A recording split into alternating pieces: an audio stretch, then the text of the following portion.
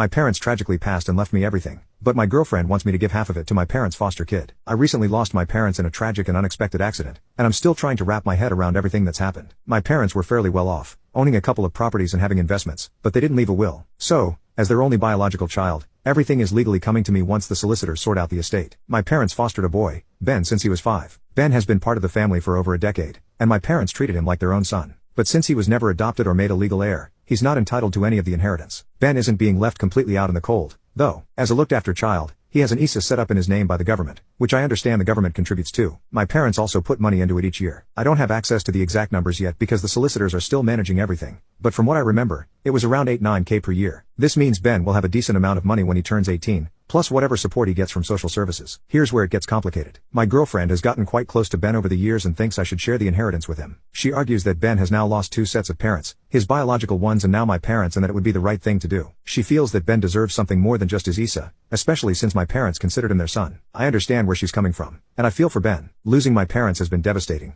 and I can't imagine what it's like for him to lose another set of parental figures. But at the same time, I'm not sure it's fair to expect me to give up a portion of my inheritance. This money could help secure my future, and enable me to buy a home, invest, or start a family. I don't have access to the inheritance yet, but it will legally belong to me when everything is finalized. I'm torn between what I'm being told is the right thing and what I feel is fair. I've always been polite with Ben, but we never really bonded, especially since I was already an adult living away when he came into the family. Update. First, I want to clarify something that I've been thinking about a lot. My parents were amazing people, and they took Ben in because they wanted to give him a stable, loving home. Even though they didn't adopt him, they treated him as their son. So, I've been asking myself, if they were here, what would they want me to do? I had a long talk with my girlfriend, who's been a rock through all this. She's been a lot more involved with Ben and helped me see things from a different perspective. I also spoke to the solicitors to get a clearer picture of what my parents had set up for Ben through his ISA and other resources. After all this, I've decided to continue contributing to Ben's ISA until he turns 18, just like my parents did. But more importantly, I've also set aside a portion of the inheritance in a trust for him. This isn't about giving away half of everything or feeling pressured. It's about doing what feels right for me and,